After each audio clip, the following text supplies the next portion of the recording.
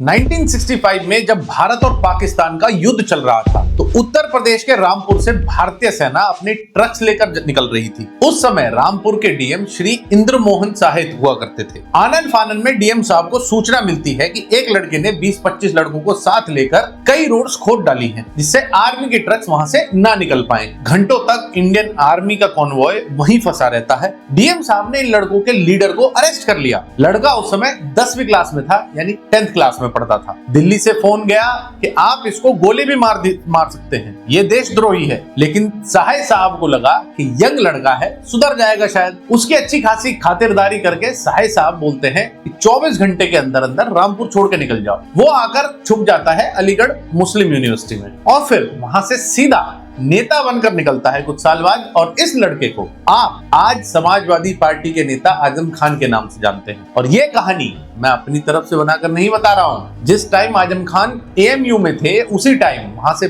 पढ़ रहे थे सीनियर जर्नलिस्ट पुष्पेंद्र कुलश्रेष्ठ भी, जिन्होंने पूरा वाक्य बताया। इस आजम खान को अखिलेश यादव ने खुली छूट दी हुई थी और इन्हें सुपर सीएम के नाम से भी जाना जाता था। आजम के ऊपर बहुत बार आरोप लगे हैं, जहां उन्होंने अपनी पावर का गलत इस्तेमाल करते हुए फैसले लिए हैं, और सिर्फ हिंदू ही नहीं, मुस्लिम्स के खिलाफ भी। यहाँ तक कि जब योगी जी सीएम बनते हैं तो रामपुर में इनके खिलाफ 40 से ज्यादा एफआईआर तो स्टार्टिंग में वहां के मुस्लिम परिवारों ने ही की थी, जिनकी जमीनें हड़प कर उस पर उन्होंने अपनी जौहर यूनिवर्सिटी खड़ी करी थी। और इत्तेफाक से रामपुर में पोस्टिंग उस टाइम होती है योगी जी के one of the best and finest officer Ajay Pal Sharma की। जी हाँ, वही अजय पाल शर्मा जिन्हें आपने बंगाल में देखा था। वो अजय पाल शर्मा ही है जिन्होंने आजम खान की पूरी कुंडली खोली थी, जिसके बाद आजम खान के ऊपर 100 से ज्यादा एफआईआर होती हैं। छोटे से लेकर बड़े सभी तरह के अपराध की एफआईआर इनके ऊपर होती है। फिर चाहे आजम खान के आदमी अगर किसी की गरीब की मुर्गी भी उठाकर ले गए थे या किसी की भैंस को खोलकर ले गए थे जबरदस्ती, उन सब ने भी इनके खिलाफ एफआईआर करा दी थी।